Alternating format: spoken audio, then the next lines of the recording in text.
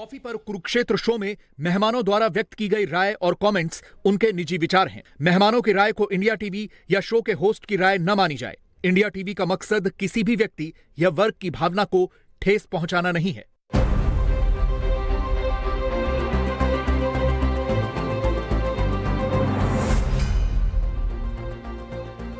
नमस्कार, बहुत स्वागत है आप सभी का। आप देख रहे हैं आपका प्रोग्राम कॉफी पर कुरुक्षेत्र। मैं हूं सौरभ शर्मा, आपके साथ बातें करते हैं बिल्कुल खुलकर। और आज हम बात करेंगे अमेरिका के चुनाव पर।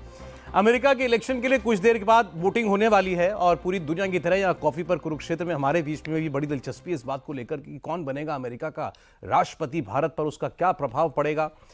भाई दो ही हैं वहां तो हारने जीतने वाले। एक तरफ डोनाल्ड ट्रंप खड़े हैं, डोनाल्ड ट्रंप जो कहते हैं भारत मेरा दोस्त है, मोदी मेरा दोस्त है, और दूसरी तरफ है कमला हैरिस जो भारतीय मूल की हैं। और अगर वो जीतती हैं तो ये अमेरिका में भी एक इतिहास रचा जाएगा। उनको पहली महिला राष्ट्रपति मिलेगी। इसके बारे में और हम लोग बात करेंगे और खासतौर से इंडियन पर्सपेक्टिव से हम क्या चाहेंगे हो अमेरिका के अंदर। मेहमानों से आपको मैं मिलवा देता हूं। हमारे आज के खास मेहमान हैं सौम्यजीत रे साहब। सर बहुत स्वागत है आपका, professor, centre for Canadian US and Latin American studies, JNU। हमारे साथ प्रदीप सिंह जी हैं, रूस की तरीके से, बहुत स्वागत है आपका। और वैभव सिंह जी हमारे साथ हैं, जियो पॉलिटिकल मामलों के एक्सपर्ट हैं। वैभव जी आपका बहुत स्वागत है। तो एक तरफ ट्रंप, एक तरफ कमला हैरिस। वोटिंग थोड़ी देर के अंदर शुरू होगी। 2 मिनट में थोड़ा सा वोटिंग के बारे में बता दूं। अमेरिका की थोड़ी सी जटिल है। हमारे यहाँ तो सीधे सीधे आप चुनते हो, मेंबर ऑफ पार्लियामेंट चुनते हैं और वो उन सबसे बड़ी पार्टी जो होती है उसको मिलता है मेजॉरिटी मार्क, तो राष्ट्रपति बन जाता है। अमेरिकी लोग जब वोट करते हैं तो ये सीधे राष्ट्रपति के लिए ये भी वोट नहीं करते। ये लोग भी इलेक्टोरल वोटर्स को चुनते हैं अपने बिहाफ पर। एक स्टेट में अलग अलग स्टेटों में अलग अलग संख्या होती है इलेक्टोरल वोटर्स की, और जिसको भी majority number of individual votes मिल जाते हैं, मतलब मेजॉरिटी वोट आम अमेरिकी का एक स्टेट में जिसको मिल गया, वहां के सारे इलेक्टोरल वोट्स जो हैं वो उस पार्टी को या उस कैंडिडेट को चले जाते हैं। और फिर ये लोग बाद में मिलकर के अपना राष्ट्रपति चुनते हैं। ये 538 ऐसे इलेक्टोरल वोटर्स होते हैं। वैसे तो इनके ऊपर ये बाइंडिंग नहीं है कि ये किसके लिए वोट करें, लेकिन आमतौर पर माना जाता है कि भाई हाँ, ये जिस पार्टी से हैं ये उसी को वोट करें, करिए किसी को भी सकते हैं। 270 मेजॉरिटी मार्क है जो चाहिए। अब 50 स्टेट हैं अमेरिका के अंदर, और वहां पहले से ही मालूम होता है कि इस स्टेट में मेजॉरिटी इस पार्टी को मिलने वाली है, इस स्टेट में इसको मिलने वाली है। ऐतिहासिक तौर पर वो बदले नहीं है कई बरसों से, बल्कि दशकों से नहीं बदले हैं, तो उस पर वो लोग ज्यादा ध्यान नहीं देते। 50 में से 7 ऐसी स्टेट बताई जा रही हैं जिसको वो स्विंग स्टेट कहते हैं। ये जिसके पास चली जाएंगी या इनमें से ज्यादा इलेक्टोरल वोट जो ले जाएगा वो अब राष्ट्रपति बन जाएगा, या वो पार्टी अपना राष्ट्रपति बना लेगी। अब वो वहां पर क्या होगा ये अभी तक जो है क्लियर नहीं हो पा रहा है। बाकी वैभव है वो ज्यादा बता देंगे। कौन आगे चल रहा है, कोई अंदाजा लग रहा है?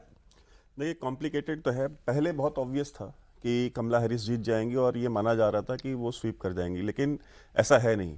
और जब वो मोमेंटम चेंज होने लगा तो उनके ऊपर हमला भी हुआ, डोनाल्ड ट्रंप के ऊपर, उनकी जान के ऊपर गोली चली और वो बच गए। और देखिए, अमेरिका का इतिहास रहा है।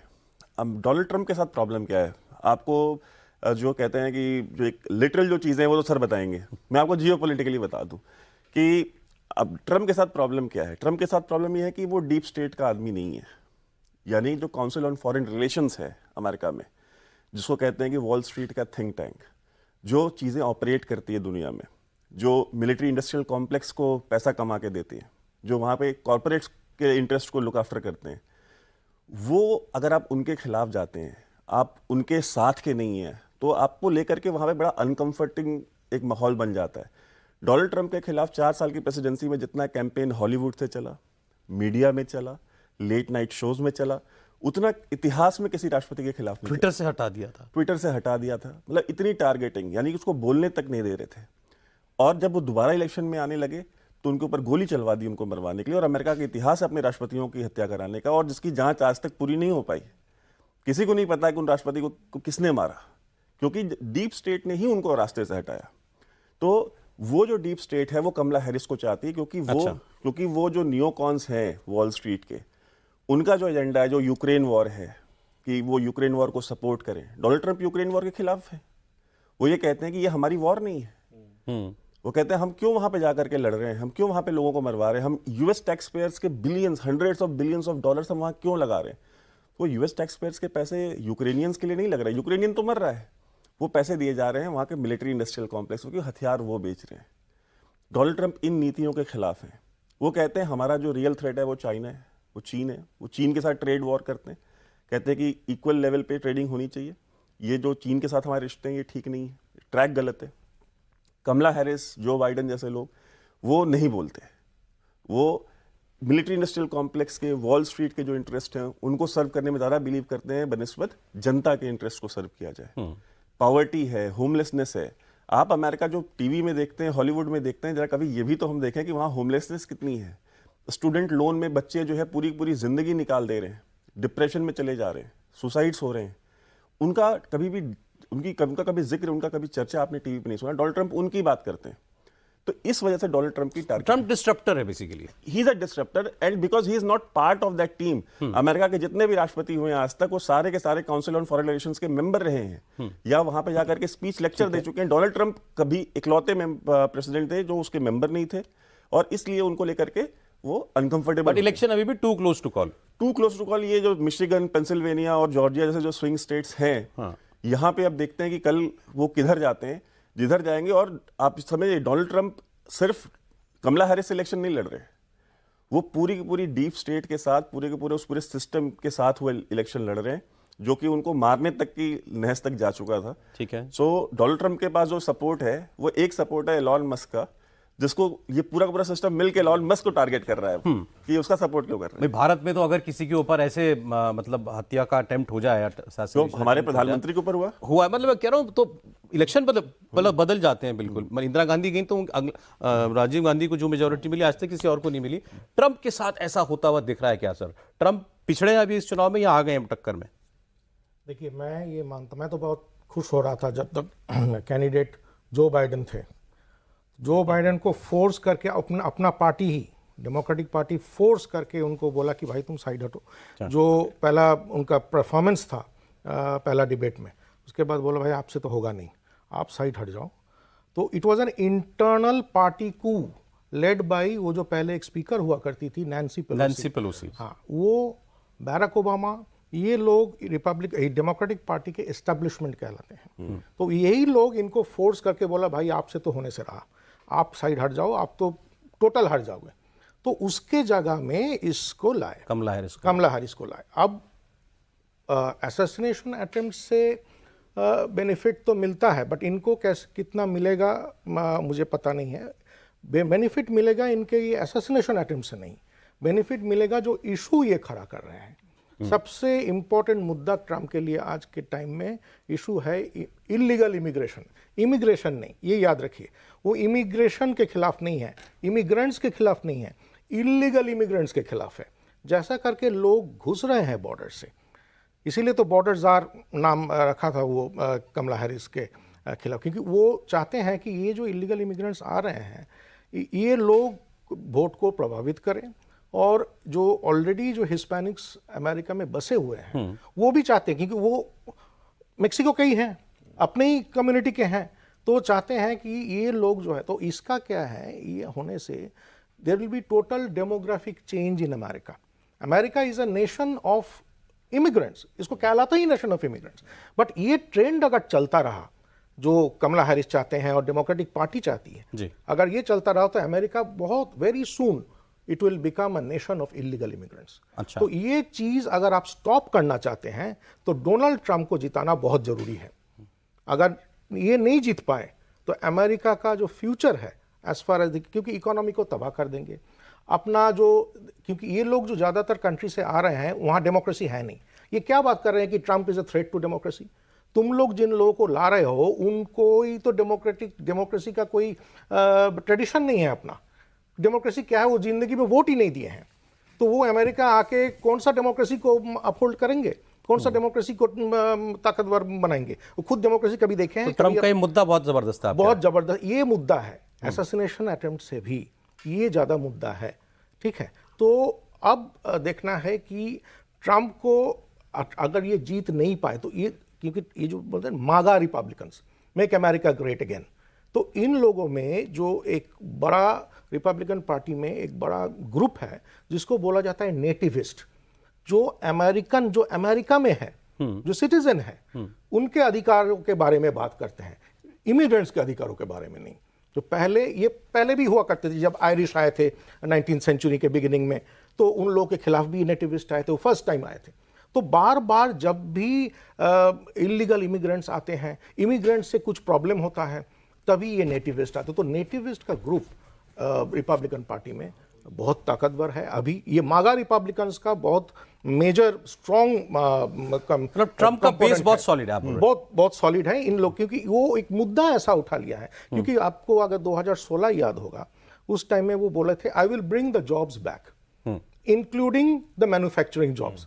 हालांकि हम जब खुद शेवरोले कार खरीद रहे थे, हमको पता था कि ये तो एक दिन कंपनी वापस जाएगा, बंद करेगा, ठीक है, बंद कर देगा, ठीक है। बट वहां हम आइडियोलॉजी को पहले रखे, ट्रम्प साहब को पहले रखे, और ये जानते हुए भी हम उस कार को खरीदे। आज वो अब इस बार कह रहे हैं I build the wall, I build the wall. वो वॉल मेक्सिको के साथ मैं दीवार बनाऊंगा जी, वो वॉल जरूरी है। वो वॉल को बनाने में सबसे बड़ा जो ऑब्स्टिकल था वो नैन्सी पेलोसी, ठीक है, जो स्पीकर थी, जो वो बोला हम पैसा नहीं देंगे। ठीक है सर, अब कोई डायरेक्शन तो ऐसा नहीं पता चल रही है। इतना जरूर है कि भाई दोनों के पीछे पीछे लगभग बराबर बराबर लोग इस वक्त खड़े हुए हैं। वैभव ने जैसा बताया कि वहां का जो मतलब बेसिक जो ताकत, जिन लोगों के जो ताकतवर लोग हैं, वो शायद कमला हैरिस के पीछे ज्यादा है। नहीं, देखिए, एक इम्प्रेशन, जनरल इम्प्रेशन ये है कि जो बाइडेन का जो टेन्योर था उसको ओबामा 3 माना गया। कमला हैरिस का ओबामा 4 होगा। तो सबसे बड़ी ताकत इंडिविजुअल के रूप में, इंस्टीट्यूशंस की बात की आपने, इंडिविजुअल के रूप में देखें तो बराक ओबामा जो है, इस पूरी कैंपेन जो डेमोक्रेटिक पार्टी की है उसके पीछे वो है, और इश्यूज भी एक तरह से उन्हीं के फ्रेम किए हुए और उनका जो समर्थन करते हैं उनके हैं। तो और दूसरी चीज़ देखिए, एक सर्वे हुआ है अमेरिका में अभी जी, जो ट्रंप के समर्थक हैं उनमें 47% ऐसे लोग हैं जिनको लगता है कि अगर हम जीत गए, ट्रंप जीत गए, तो हमारे लिए बहुत मुश्किलें होंगी। अच्छा। और 60% कमला हैरिस के समर्थक हैं जिनको लगता है कि कमला हैरिस जीत गई तो उनके लिए बड़ी समस्या हो जाएगी।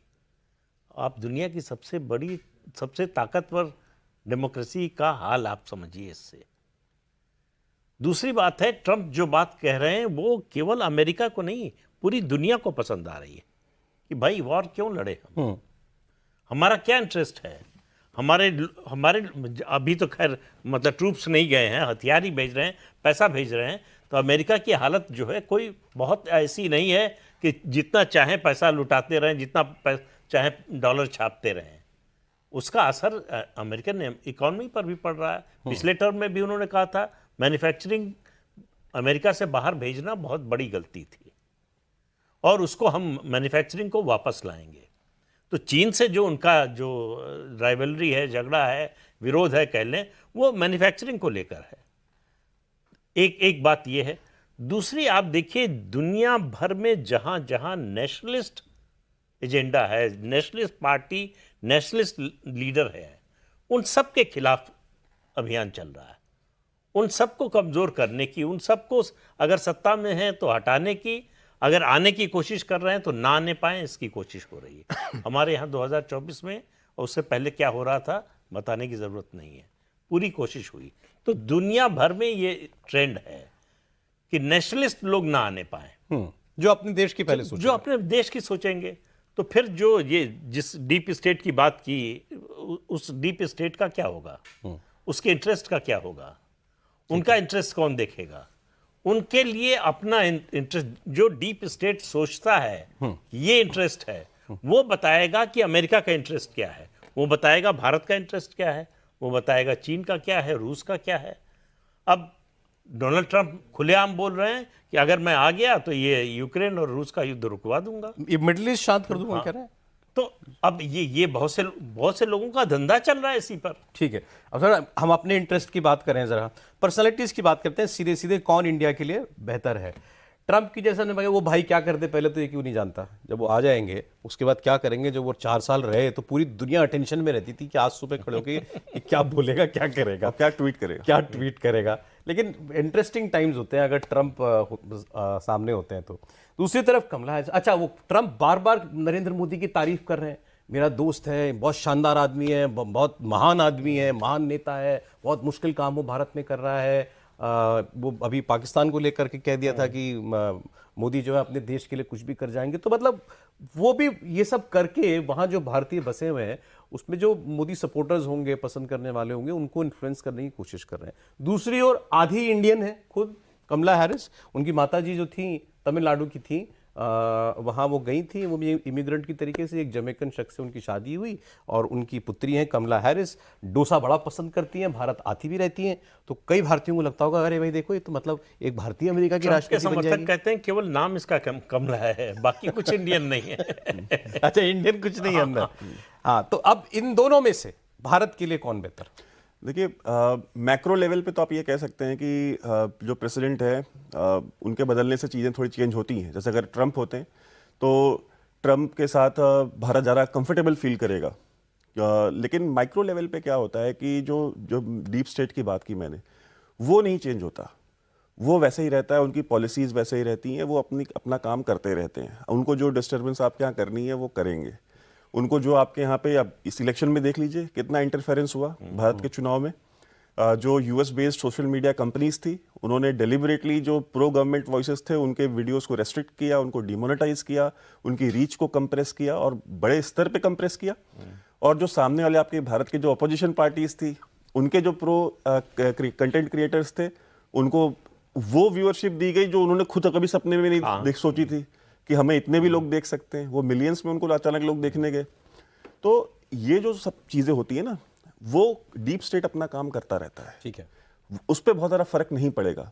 डोनाल्ड ट्रंप अगर व्हाइट हाउस में है तो आप ये कर सकते हैं कि आप इसकी जांच के लिए ये मुद्दा आप उनसे उठा सकते हैं और वो इसके ऊपर हो सकता है कोई कदम उठा लें, अपने आप उसकी पूछगछ कर लें। कमला जैसे सर ने कहा बिल्कुल सही है, अगर कमला हैरिस जीतती हैं तो ये बराक ओबामा की 4th प्रेसिडेंसी होगी। इस बात में 100% एग्री करता हूं मैं, क्योंकि वो बेसिकली ये वो लोग हैं जो कि अब बिल क्लिंटन है, बिल क्लिंटन सपोर्ट कर रहे हैं। क्यों सपोर्ट कर रहे हैं? क्योंकि ये सारे के सारे जो ये लोग हैं, ये वही काउंसिल ऑन फॉरेन रिलेशंस, वही वॉल स्ट्रीट, वही 370 जब खत्म हुआ तो कमला हैरिस ने कहा था कि कश्मीर के लोग ये ना समझे कि वो अकेले हैं। Yes. और जरूरत पड़ेगी तो लोगों, तब वो वाइस प्रेसिडेंट नहीं थी, लेकिन ये कहा था कि जरूरत पड़े तो हस्तक्षेप भी करना चाहिए। यस, तो बात ये है कि अगर कमला हैरिस उतनी ही इंडियन है और उनको इंडियन इंटरेस्ट का उतनी ही फिक्र है जितनी हमारे यहाँ उन नेताओं को है जो बालाकोट के सबूत मांगते हैं, जो कि कश्मीर में आर्टिकल 370 वापस डालने की बात करते हैं कि हमारी सरकार में तो हम वापस ले आएंगे। तो जितने वो इंडियन है उतनी वो कमला हैरिस भी इंडियन है। तो भारत के लिए उनका आना चिंता का विषय है। लेकिन भारत की जो मार्केट है और भारत की जो क्षमता है, एक राष्ट्र के तौर पे 140 करोड़ की हमारी आबादी है और हम राष्ट्रभक्त लोग हैं, ठीक है, हमें इस देश से प्यार है, हम यहाँ पे 25,000 साल से हम यहाँ रह रहे हैं, हम एक ओल्ड सिविलाइजेशन है। तो हमारे साथ वो जब डील करते हैं तो हमको झुका तो नहीं पाएंगे, जो कि आज तक नहीं। आप किसी मुद्दे पे देख लीजिए, कहते रह गए रूस से तेल मत लो, हम आज तक लेते हैं। कहते रह गए कि तुम चीन के साथ लड़ जाओ, हमने उनके साथ अपने इश्यूज क्लियर कर लिए। S-400 मत लो, हमने वो ले लिया। वो कहते हैं कि भाई जो आपको फाइटर्स चाहिए वो हमसे लो, हम कहते हैं हम आपसे नहीं लेंगे, हम फ्रांस से लेंगे, हम स्वीडन से लेंगे, हम बाकी देशों से लेंगे, हम आपसे भी लेंगे, लेकिन सब कुछ आपसे नहीं लेंगे। और यूएस के साथ मैं कहता हूँ चलिए रिजल्ट कल आ जाएगा या परसों आ जाएगा। पहली बात तो कल परसों में रिजल्ट आ जाएगा ये भी श्योर नहीं है। दुनिया की इतनी बड़ी डेमोक्रेसी है, इस बात की कोई श्योरिटी नहीं कि रिजल्ट आ जाएगा। वो एक हफ्ते में भी आ सकता है, एक महीना भी लग सकता है। ये यूएस डेमोक्रेसी की खूबी है। और दूसरा, आ गया तो मानेगा कौन? अगर ट्रंप जीत गया तो क्या कमला हैरिस एक्सेप्ट कर लेंगी? और अगर कमला हैरिस जीत गई तो क्या ट्रंप एक्सेप्ट कर? तो कह रहे हैं मुझे 4 साल पहले व्हाइट हाउस नहीं छोड़ना चाहिए था, ये स्टेटमेंट है। तो मतलब अमेरिका जो है वो पाकिस्तान बनता जा रहा है कि रिजल्ट कोई एक्सेप्ट ही नहीं करता। मतलब जीतने वाले को ये समझ में आता मैं जीता कैसे, और हारने वाले को समझ में आता मैं हारा कैसे। आप मोटे तौर पर आपने कहा कि आधा तो भारतीय जो अपोजिशन है उसमें भी हमारे यहाँ कहते हैं हम इस वर्डिक्ट को एक्सेप्ट नहीं करते। अभी हरियाणा सबसे ताजा उदाहरण है। हाँ, लेकिन ये काम वहां ज्यादा ट्रंप करते हैं। नहीं, असेंबली में नहीं। आप नोट कर लीजिए, अगर ट्रंप जीत गए तो ये डेमोक्रेट्स पूरा सिस्टम धर्म भरम कर देंगे, एक्सेप्ट नहीं करेंगे, बनने नहीं देंगे। वो ट्रंप को उतारने के लिए उन्होंने क्या नहीं किया। उसके सुप्रीम कोर्ट में केसेस चलाए, महाभियोग का केस चलाया, उसके खिलाफ इम्पीच किया, उसको दुनिया भर का तमाशा किया इन्होंने।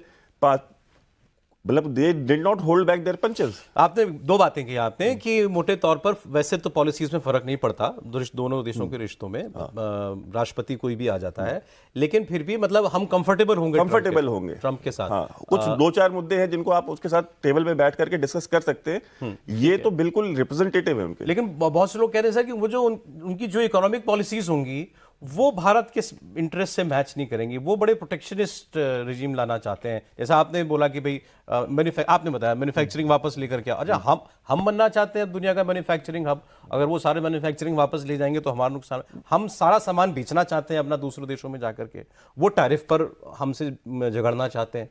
एक बार उन्होंने इंडिया को टैरिफ किंग कह दिया था 2019 में, और अभी भी उन्होंने कहा है हार्ड बार्गेनर कहा। हाँ, मोदी को बहुत हार्ड बार्गेनर कहा और कहा कि ये इंडिया के फेवर में झुका हुआ है सारा व्यापार, अभी मैं इसको वापस लेकर के आऊंगा।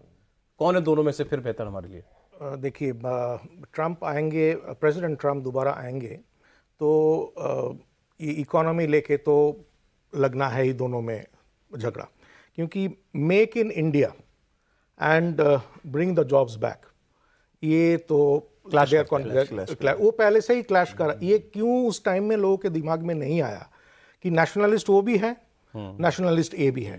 तो ये जो आप बोल रहे हैं ना कि नेशनलिज्म पूरा दुनिया में जो चल रहा है, सबको रिपब्लिकन पार्टी समर्थन, बट रिपब्लिकन पार्टी अब खुद भी तो नेशनलिस्ट हो गया है, ठीक है। तो वो क्या बोल रहा है, अमेरिका फर्स्ट, तो अमेरिका का इकोनॉमिक इंटरेस्ट वो तो फर्स्ट रखेगा ही, बिल्कुल फाइन। तो वो सिर्फ एक चीज आपको ध्यान रखना है, Trump is not, may be he is a big businessman, but वो बिग बिजनेस का वॉइस नहीं है। बिग बिजनेस का वॉइस जॉर्ज डब्ल्यू बुश था, तब तक बिग बिजनेस का चलता था।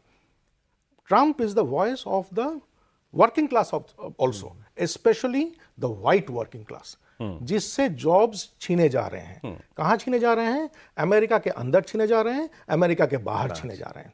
तो अमेरिका के बाहर और अमेरिका के अंदर ये जो जॉब्स छीना-छीनी चल रहा है, इसको समर्थन करते हैं डेमोक्रेटिक पार्टी, ठीक है। तो ये लोग, पहले हम क्या सोचते हैं कि पहले ये देखना पड़ेगा कि अमेरिका का working class, common middle class, ये लोग क्या सोचते हैं। ये लोग सोचते हैं कि हमारे इकोनॉमी के लिए बेहतर ये होंगे, ट्रंप होंगे। हाँ, हम कुछ दिन पहले एक टीवी प्रोग्राम देख रहे थे जिसमें एक इंडियन अमेरिकन बिजनेसमैन बोल रहे थे कि ट्रंप अच्छा नहीं होगा, बहुत सारा लोन्स बढ़ा देंगे, गवर्नमेंट बोरोइंग, फेडरल बोरोइंग बढ़ा देंगे। तो ऐसा कुछ, अब मुझे लगे ये एब्सोल्युटली बेसलेस है, ऐसा कुछ नहीं है। Republican party is actually a party which believes in cutting government expenditure, fine. उन लोगों का स्लोगन ही है cut welfare, cut taxes, cut welfare, cut tax. Republicans बोलते हैं। तो वो हमारे जैसा है भाई कि सब्सिडी कम करो। हाँ, तो वो लोग, America believes in giving subsidy to its own farmers, but it will insist कि आप अपने सब्सिडी, आपके कंट्री के फार्मर्स को सब्सिडी ना दें। तो ये क्लैश हो गया ना अपना दोनों नेशनलिज्म के बीच। तो दोनों अगर नेशनलिस्ट हो गए तो उसमें क्लैश होना 100%। तो फिर इसलिए तो मैंने आपसे पूछा सर, कमला हैरिस कश्मीर पे सवाल उठा देती हैं। हाँ। जैसा आपने कहा कि सबके पीछे हैं बराक ओबामा, वो जब भारत आते हैं तो मैं महात्मा गांधी का लेक्चर देकर के चले जाते हैं। जी। एक तरफ ये क्लास है, ये लोग हैं, दूसरी तरफ वो है जिनसे हमारे रियल इंटरेस्ट क्रैश होते हैं। मतलब पैसा ही, अल्टीमेटली पैसा सब कुछ है। जी, तो जी, पैसा तो सब, दोनों में से हमको कौन सूट करेगा? जिंदगी सब कुछ है, जिंदगी रही तो कमाने का अवसर मिलेगा। जिंदगी नहीं रही, टेररिज्म में मारे गए, ठीक है, तो अब पैसा कौन कमाएगा? तो इट इज बेटर, तो security is more important. Modi ji की चलती तो किसे राष्ट्रपति बनाते?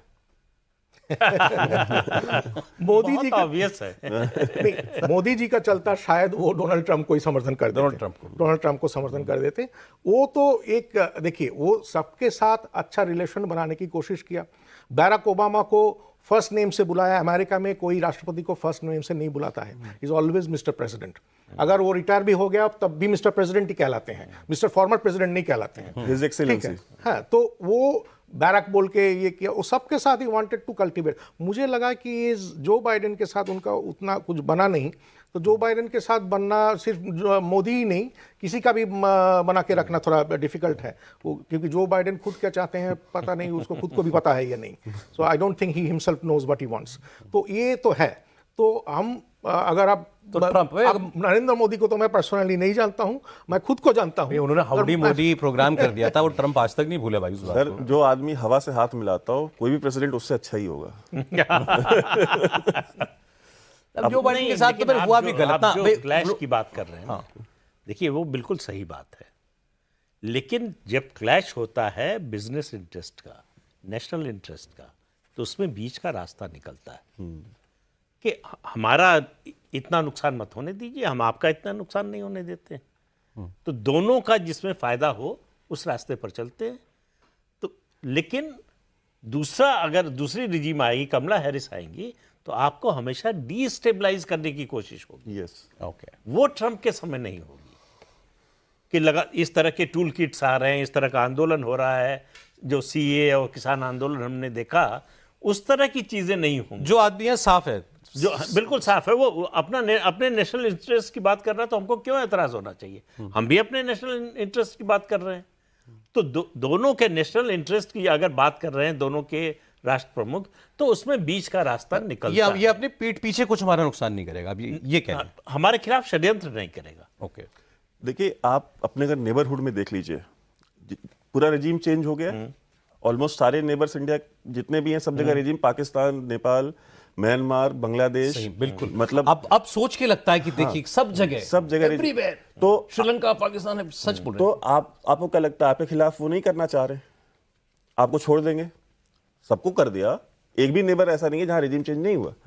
तो अगर आपके यहाँ भी वो करेंगे तो ये सब चीजें आपको ज्यादा देखने को मिलेंगी डेमोक्रेट्स के अंदर, ये जो नियोकॉन्स है। बिकॉज अगर आप इनका स्टाफ देखें, इनके एडवाइजर्स की लिस्ट निकालें, मुस्लिम ब्रदरहुड के लोग, वो हार्डकोर नियोकॉन्स न्यूयॉर्क के, वॉल स्ट्रीट वाले, ये इस तरह के लोग मिलेंगे। उनके दिमाग में ये नक्शा उनको समझ में नहीं आता है, उनको वो इसको रीड्रॉ करना चाहते हैं। इंडिया, इतना बड़ा इंडिया, 140 करोड़ का इंडिया, जो कि खड़ा हो जाता है, उनकी बात नहीं मानता, और अमेरिकन को ना सुनने की आदत नहीं है, उनको नहीं अच्छा लगता। पिछले 100 साल में कितने रेजिम चेंज किए हैं, कितने लीडर्स को, वर्ल्ड लीडर्स को असैसिनेट कराया है, उसके ऊपर एक पूरी किताब लिखी जा सकती है 10 वॉल्यूम्स की। तो वो उनका इतिहास है। तो उनको भारत एक मजबूत भारत उनको एक्सेप्टेबल नहीं है। तो ट्रंप के साथ हमारा ये कंफर्ट है, जो सर ने कहा कि जिंदगी रहेगी, आप एक राष्ट्र के रूप में रहेंगे, आपके यहाँ दंगे नहीं होंगे, आप सुरक्षित रहेंगे। आतंकवादियों का समर्थक अगर व्हाइट हाउस में नहीं बैठा है, ठीक है, मुस्लिम ब्रदरहुड के लोग एडवाइजर बन के प्रेसिडेंट के नहीं बैठे हैं, तो आपके लिए वो ज्यादा बेटर है बनस्बत की डोनाल्ड ट्रंप आपके साथ ट्रेड वॉर करे। ट्रेड वॉर, अगर वो ट्रेड वॉर करते हैं तो भाई हमारा भी तो इतिहास है ट्रेड का, सिल्क रूट के जमाने से। हम भी मोदी को कहा कि टफ बार्गेनर है, तो हम भी बार्गेन करते हैं और हम अपना इंटरेस्ट निकालते हैं, वो अपना इंटरेस्ट निकालते हैं, वो तो ठीक है। लेकिन देश के कॉस्ट पे कोई काम करना, नीडलेस वॉर्स में जाना, डोनाल्ड ट्रंप उसके अगेंस्ट है। ठीक है, मोदी नेशनलिस्ट हैं, आज प्रधानमंत्री हैं, और वो ये उनका एडमिनिस्ट्रेशन, उनकी सरकार कंफर्टेबल होगी ट्रंप के साथ काम करने में। ये हमारे यहाँ बैठे मेहमानों की राय है। अब वहां जो अमेरिकी हिंदुस्तानी बैठे हुए हैं, उनका क्या? लाखों लोग हैं, 52 लाख लोग हैं, उसमें से लगभग आधे वोटर भी हैं। अब वो मैंने 2 सर्वे देखे, रफली दोनों का आसपास का ही है कि भाई उसमें से 60% डेमोक्रेटिक पार्टी कमला हैरिस को वोट करने वाले हैं, 60%। यस, ट्रेडिशनली करते वो हैं, हमेशा से करते रहे। मतलब ये पहली बार नहीं हो रहा है। हमेशा से डेमोक्रेटिक पार्टी को, जो इंडियन डायस्पोरा है वहां पर, वो वोट करता है। अब ये नंबर कम हुआ है, बाय द वे। ये थोड़ा बहुत बड़ा चेंज नहीं आया है, लेकिन उतना बड़ा हिस्सा आप डेमोक्रेटिक पार्टी के साथ नहीं है। लेकिन अभी दिवाली पे जो ट्रंप ने ट्वीट कर दिया सर, हिंदुओं को लेकर के जो ट्वीट किया, बांग्लादेश में हिंदुओं के साथ जो हुआ, मैं नहीं होने देता, कमला हैरिस के वॉच पर ये सब कुछ हुआ, क्योंकि वो राष्ट्रपति तो कमला हैरिस को ही मानता है ना, वो जो बाइडेन को तो वो मानते ही नहीं। तो उन्होंने बोला कि जो करवाया इन्होंने करवाया। तो ये तो एक बड़ा खुला हाथ था जो उन्होंने बढ़ाया। मतलब एक रीथिंकिंग का उन्होंने सब्जेक्ट दे दिया, ये जो इंडियंस हैं, कि भाई देखो, तुम ये देखो कि तुम्हारी जो ओरिजिनल कंट्री है, जहां को बिलोंग करते हो, उसका इंटरेस्ट कौन देख रहा है, उसके हित की कौन बात कर रहा है, तुम्हारी संस्कृति की रक्षा की बात कौन कर रहा है, तुम्हारे धर्म की रक्षा की बात कौन कर रहा है। तो केवल बिजनेस को देखकर मत फैसला करो, अपनी नौकरी को लेकर फैसला मत करो। अगर नेशनलिस्ट हो, देश के बारे में सोचते हो, देश की संस्कृति के बारे में सोचते हो, तो फिर जो है अपने फैसले के बारे में पुनर्विचार करो। होगा कि नहीं, कितने लोगों पर असर होगा, ये तो चुनाव के बाद पता चलेगा, लेकिन उन्होंने कोशिश की है, बड़ी गंभीर कोशिश की है। और सर अगर ये इतना ही क्लोज इलेक्शन है तो उसमें तो मतलब भले ही भारतीय मतदाता वहाँ मतलब बहुत ज़्यादा नहीं है परसेंटेज के हिसाब से, लेकिन वो भी मैटर करता है ये दोनों के लिए। जी सर, जैसे बोल रहे हैं कि ट्रेडिशनली डेमोक्रेटिक पार्टी को वो लोग समर्थन करते हैं, इंडियन अमेरिकन्स। पता नहीं the reason may be best known to themselves कि Indian Americans in Democratic Party में क्या एक खास उन लोगों को दिख गया कि उन्हीं लोगों को वो समर्थन करते हैं। हालांकि डेमोक्रेटिक पार्टी में ऐसे ऐसे तत्व हैं, ऐसे लोग हैं जो they are very anti Indian, ठीक है, and there are many African vocal American Indian जिसके लिए they are so enthusiastic. African Americans को तो बहुत ही प्यार करते हैं, इंडिया जो इंडिया में बसे हुए हैं, तो इन अफ्रीकन अमेरिकन्स है डेमोक्रेटिक पार्टी में जो they R India haters actually. India haters? They are India haters. Fine. And they have moved resolutions against India in the House of Representatives. आपको House of Representatives का election भी तो साथ में हो रहा है, 1/3 सेनेट का भी तो साथ में हो रहा है, ये सब तो एक साथ बात करनी पड़ेगी। वो तो वहाँ की सो कॉल्ड ऑपरेसिव क्लास है, तो नहीं। Oppressives and oppressed and minorities jail ऐसा माना जाता है। नहीं सौरभ जी, मैं ये बता देता हूँ, उनमें जो मिडिल क्लास है African Americans, middle class and upper middle class, they are the elite. और ये लोग एक बार पढ़ लिख गए और ऊपर से पैसा बना लिए, बाकी अफ्रीकन अमेरिकन से कट लेते हैं ये लोग। जिसके जो एलीट सेक्शन का मेंबर है वो कमला हैरिस। इन लोगों के जो कॉलेजेस और यूनिवर्सिटीज हैं उसको बोलता है HBCUs, historically black colleges and universities. उसमें सिर्फ ब्लैक लोगों का ही एडमिशन होता है, इसीलिए कमला हैरिस वहां पढ़ी थी। मुझे नहीं लगता क्यों लोग उसको इंडियन कहते हैं, father was black, she is an African, Jamaican father, she is a black lady. इसीलिए ट्रम्प बोला था कभी इंडियन बन जाती है कभी अफ्रीकन बन जाती है। डोसा खाती है सर। हाँ, तो वो आप छोड़ दीजिए, वो देख के अगर हम एंथुसियास्टिक हो गए कि वो तमिल है, वो तमिल नहीं है, she is an African American, ठीक है। तो वो ये जो बाइडेन का वोटिंग रिकॉर्ड्स निकाली थी 2020 में, she was running against Joe Biden for in the primaries, और वोटिंग रिकॉर्ड्स निकाल के दिखाई, यार तुम्हारे वोटिंग रिकॉर्ड तो सही नहीं है, तुम तो हमारे खिलाफ वोट दे दिए। तो जो बाइडेन को लेके चला कि HBCU वालों के पास कि जो ब्लैक एलिट्स हैं, जो आपको गंगा जल का वो याद होगा, वो एक कलम चलाएंगे तभी कुछ होगा, तो वो लोग कलम चलाए तभी बोला कि ठीक है तुमको समर्थन करेंगे। एक ब्लैक अफ्रीकन अमेरिकन लेडी को सुप्रीम कोर्ट में जज बनाना पड़ेगा। अच्छा। तो एग्री कर गए, he has already appointed someone. तो ये एक डील था कि तुम्हारा रिकॉर्ड क्लियर नहीं है, तुम अगर ब्लैक का वोट चाहते हो तो ऐसा ही है। तो ये है सौरभ जी, तो ये हमको जानना पड़ेगा कि actually Indian Americans would also be better, मतलब बेटर ऑफ अगर वो ट्रम्प की तरफ जाएं तो। जी, अब इंडियन अमेरिकन्स में क्या है, इंडियन अमेरिकन्स में ज़्यादातर हिंदू ही है, बट सारे हिंदू नहीं हैं। अब ऊपर से एक चीज़ भूलना नहीं चाहिए कि सारे जो हिंदूज हैं अमेरिका में इंडिया से नहीं है, इंडिया से भी तो नहीं है। कौन जो युगांडा में एक टाइम में रहते थे, सेटल थे, उनका ना इंडिया से कोई लेना देना नहीं है। जो जमाइका में रहते थे, वेस्ट इंडीज में भी तो काफी हिंदू भरे पड़े हुए हैं, ठीक है। अब क्रिकेट टीम में भी देखे हैं, ठीक है। फिजी में थे, इंग्लैंड में थे, जो वहां जाके बस गए, जैसे झुम्पा लहरी थी। तो इन लोगों का ना ज्यादातर दे आर मोर इंटरेस्टेड, एक चीज वो है हो गया कि इंडिया से सब लोग नहीं है। ऊपर से जो हिंदू अमेरिकन है वहां, वो खुद को हिंदू अमेरिकन नहीं बोल के अपना रीजनल आइडेंटिटी को बढ़ावा देते हैं। हाँ। Bengali American, Tamil American, Maharashtrian American, even Bihari American, ठीक है। तेलुगु अमेरिकन दो है, तेलुगु अमेरिकन तेलंगाना, तेलुगु अमेरिकन आंध्रा, तो ऐसे हैं। तो ये कर रहे हैं। और हिंदू अमेरिकन जो हैं, वो जो एक संस्था है अमेरिका में, रिपब्लिकन हिंदू कोalition, अच्छा, जो वो रिपब्लिकन पार्टी से जुड़ा हुआ, जो रिपब्लिकन जूइश कोalition के का कॉपी है, तो उनको समर्थन करने वाले ज्यादातर ये हिंदू राष्ट्रवादी हैं। तो अमेरिका में कितने हिंदू राष्ट्रवादी हैं, इसमें भी डाउट है। ऐसे वैसे इस बार जैसे आपने एक संस्था का नाम लिया, इस बार एक और है हिंदूज फॉर अमेरिका फर्स्ट जी। इनके साथ भी कुछ लोग हिंदू जुड़े हुए हैं, तो ये भी ट्रंप को इस बार सपोर्ट कर रहे हैं। जी। तो पीछे रैली करने की कोशिश की जा रही है कि हिंदूज को, मतलब ऑब्वियसली इंडियंस को इनके पीछे। मेरा एक सवाल आप दोनों लोगों से, ज्यूज का क्या रुख होगा? देखिए, जूस का अगर एक कम्युनिटी के तौर पे देखें तो जो इसकी इंपॉर्टेंस ही बता दी सर, आपने सवाल किया तो इंपॉर्टेंट होगा। क्यों? इसलिए कि अमेरिका के बिजनेस पर, फाइनेंस पर सबसे ज्यादा अधिकार अगर किसी एक कम्युनिटी का है वो ज्यूज का तो ज्यूज का है। क्योंकि अगर आप मीडिया और भी इस देखें समय जो कुछ चल रहा है ईरान, हाँ, इजराइल, ईरान, और इजराइल जो फिलिस्तीन, है, सब तो कुछ। इसमें अगर आप इजराइल के प्रधानमंत्री को देखें तो उन्होंने सारा बैंक किया हुआ है डोनाल्ड ट्रंप के ऊपर। अच्छा, वो भी। हाँ, क्योंकि और डोनाल्ड ट्रंप के दामाद by the way is a जू, ठीक है। और अगर अभी इन लोगों ने मतलब जो बाइडेन राष्ट्रपति होते हुए इन्होंने इतना साथ दिया नेतन्याहू का, उसके बाद मजबूरी में दिया है वो, अब मर्जी से नहीं दिया है, मजबूरी में दिया है। और वो इसलिए दिया है बिकॉज अगर आप अमेरिकन बैंकिंग सिस्टम देखें, जो अगर आप अमेरिकन जो हॉलीवुड को देखें, वार्नर ब्रदर्स, ये वॉल्ट डिज्नी, जो अलग अलग बड़े प्रोडक्शन हाउसेज हैं, ठीक है। आप एकेडमिया में हाँ मीडिया में देख लीजिए आप, CNN वगैरह, ये सब जितने, ये सब ओनर्स कौन है? ऑल आर जूस, ठीक है। तो मीडिया, बैंकिंग और हॉलीवुड जो है वो जो कब्जा है वो जूस का है।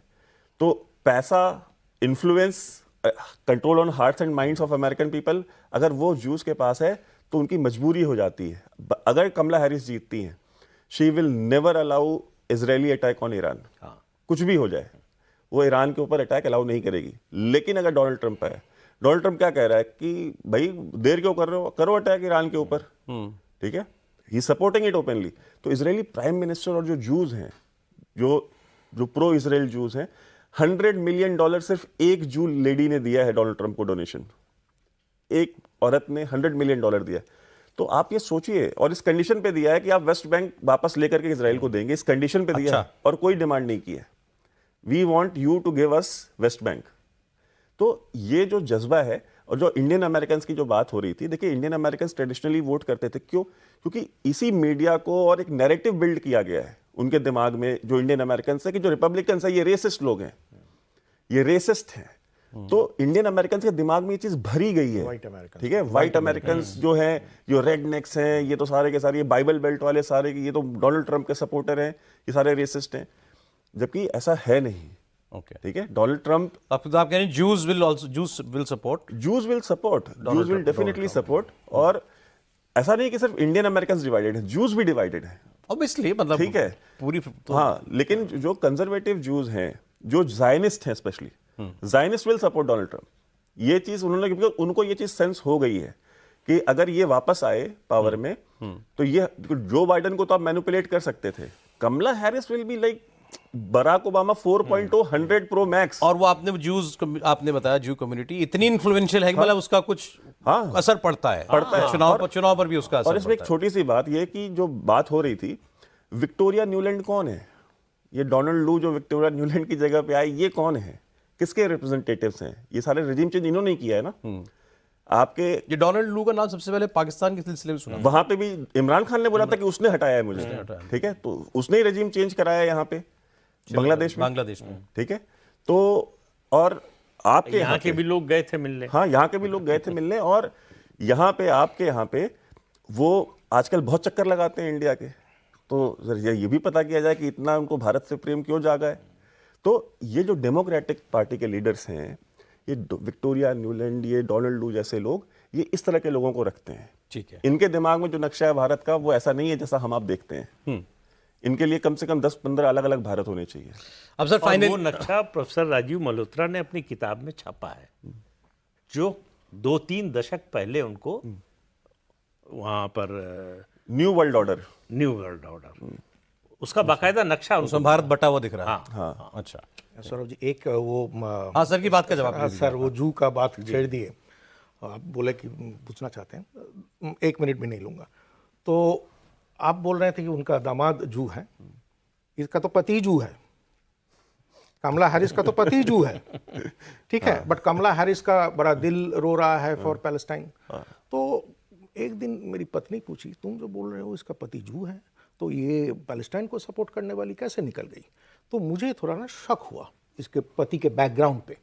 अमेरिकन के जूस के में एक बड़ा सेक्शन है जिसको बोलता है रिफॉर्म जूस। ये लोग लिबरल होते हैं, जो बोलते हैं कि हम जुडाइज्म का कुछ नहीं मानेंगे, हम लिबरल है, क्रिश्चियनों का समाज है, इनके साथ मिलजुल के रहो। तो ये लोग का रुख क्या है कि ठीक है पैलेस्टाइन तो नहीं अलग होना चाहिए, बट ठीक है अगर है तो एक्सेप्ट कर ही लो, ठीक है, तो they don't have a problem, that much problem just as the orthodox Jews and the conservative Jews जो सर बोल रहे हैं। सर वो वहां की इफ्तार पार्टी वाले जूस हैं। हाँ, तो दैट काइंड ऑफ जूस, उसको दे रिफॉर्म जूस, ठीक है। तो वो जुडाइज्म का कोई रिचुअल्स नहीं मानते हैं, कुछ नहीं करते हैं, और वो सबके साथ मिलजुल के रहो, सब मानो, सब कुछ मानो। तो ये लोग, इन लोगों में से हैं इनका पति, ये जो हस्बैंड है, तो बैकग्राउंड पहले ही, तो बैकग्राउंड तो वो जो मेरी पत्नी पूछी, तो that forced me to research on his background. When I research into his background, Jews and reformed Jews, reform Jews, तो रिफॉर्म सारे जू एक साथ, जैसे सारे इंडियंस, सारे हिंदूज भी एक साथ वोट नहीं करते, they are not a monolith. तो similarly Jews are also not a monolith. जैसे नरेंद्र मोदी वाला हिंदू और राहुल गांधी ऐसा हिंदू, जनता को आसानी से समझ में आ जाएगा कि जैसे राहुल गांधी भी हिंदू हैं, ठीक है, और नरेंद्र मोदी भी हिंदू मुस्लिम वर्ल्ड का दुनिया में उसका कोई से है इस इलेक्शन में, कोई प्रभाव है? मुझे नहीं लगता कि कोई प्रभाव है। इंडिविजुअल्स की बात छोड़ दें, कुछ लोग, कुछ ग्रुप हो सकते हैं जो इनके साथ अलाइंड हैं या उनके साथ अलाइंड है। वैसे जो है मुस्लिम वर्ल्ड पर से अगर आप कहना चाहें तो उसका कोई इन्फ्लुएंस जो है, बट वो भी चाहेंगे कमला हैरिस। हाँ, वो भी चाहेंगे। भाई डोनाल्ड, आप मुझे बताइए, बराक ओबामा ने, कमला हैरिस ने, जो बाइडेन ने मुसलमान देशों पे जितने बम गिराए हैं, इराक, लीबिया, सीरिया, जितने भी, डोनाल्ड ट्रंप एक लौता प्रेसिडेंट जिसने कोई नई वॉर शुरू नहीं की। बाकी सबने कोई ना कोई वॉर शुरू की है। एक वो डोनाल्ड ट्रंप मतलब वो तो खुलकर मतलब बोलता है ना कि टेररिस्ट आते हैं, मुसलमानों के बेस में हमारे पास टेररिस्ट आते हैं, तो बॉर्डर्स बंद कर दूंगा। यहाँ तक कह दिया, कई देशों से आने वाले मुसलमान बैन कर दिए थे, पाकिस्तान इंक्लूडिंग, वहां से भी बैन कर दिया था उसने। तो उसने बहुत सारे देशों से बैन किया। और देखिए, जरूरी है वो चीज, क्योंकि the kind of Muslims they are taking from Middle East and all these countries, वो जिस तरह के मुसलमानों को ले रहे हैं, वो कोई ऐसे आपके यहाँ से लोग जा रहे हैं, आपके यहाँ से जो जा रहा है वो सॉफ्टवेयर इंजीनियर जा रहा है, वो पढ़ा लिखा इंसान जा रहा है, प्रोफेसर जा रहा है, डॉक्टर जा रहा है, सर जा रहे हैं, या हमारे आपके जैसे पत्रकार जा रहे हैं, तो पढ़े लिखे लोग जा रहे हैं। बट मिडिल ईस्ट से और इन देशों से जो लोग मुसलमान वहां पे ये ले आए हैं अपने यहाँ, जिनको बाद में कभी आईसिस बना करके वापस भेज दिया जाता है, ठीक है, वो ये सोच करके कि इसी बहाने से ये चले जाएंगे और वहां पे जाकर के हमारे यहाँ से थोड़ा लोड कम होगा, तो उनको वापस वहां भेजा गया। और जो उन्होंने वहां पे क्योस क्रिएट किया, उससे 10 गुना ज्यादा फिर रिफ्यूजी बन के आ गए। चले, अब ये तो थोड़ी आपने कहा कि एक हफ्ता भी लग सकता है, एक महीना भी लग सकता है, उसके बाद मान लें, एक्सेप्ट कर लें। अरे भाई लोग आज भी ठप्पे छापते हैं वोटिंग में, ईवीएम में भरोसा नहीं रखते, तो इसलिए देर लगती है वहां पर वोट गिनने के अंदर। सर 500 की शर्त लगानी हो, अगर 500 रुपए किस पे, कौन जीतेगा? नहीं, कौन जीतेगा इस पे तो नहीं लगनी इस पे ही है। मुझे मैं किसको चाहता हूं कि वो तो नहीं, वो तो मान लिया, मतलब फिर भी बहुत मुश्किल है कहना। अच्छा, अब डिपेंड करता है कि अमेरिकन्स क्या सोच रहे हैं, डोनाल्ड ट्रंप को लेकर उनकी सोच क्या है। देखिए, एक ही कमी जो सबसे ज्यादा नजर आती है डोनाल्ड ट्रंप में, अनप्रेडिक्टेबल है। आज अभी क्या बोल रहे हैं, 5 मिनट बाद क्या बोलेंगे, किसी को पता नहीं। लेकिन एक तरह से माइंड बड़ा क्लियर है कि किस दिशा में जाना है, दिशा को लेकर कोई भ्रम नहीं है, उसका रास्ता वो अलग अलग तरीके से तलाश सकते हैं। नहीं लगा रहे 500 रुपए आप? देखिए, लगाऊं मैं भी नहीं। बात ये है कि कौन जीतेगा ये बताना बहुत मुश्किल है, और क्योंकि बहुत क्लोज फाइट है। और लेकिन अगर डोनाल्ड ट्रंप जीतते हैं तो वो सिर्फ कमला हैरिस से नहीं जीतेंगे, वो इस पूरे सिस्टम से जीतेंगे। वो बहुत बड़ी बात है कि एक अकेला इंसान पूरे हॉलीवुड, पूरा मीडिया, पूरा डीप स्टेट, पूरा military industrial complex, Obama himself, अगर इन सब को, और ब्यूरोक्रेसी जो डीप स्टेट है खुद का, जो लैंगले में जो बैठे हुए लोग हैं वर्जीनिया में, वहां पे जो बैठे हुए लोग हैं, टेकिंट वाले और ये सारे, उन सब को हरा के अगर वो जीत गया तो मतलब it will be a wonder, बहुत बड़ी बात हो जाएगी। सर पिक करेंगे एक को? सर सौरभ जी, ये 500 रुपया तो बहुत होता है।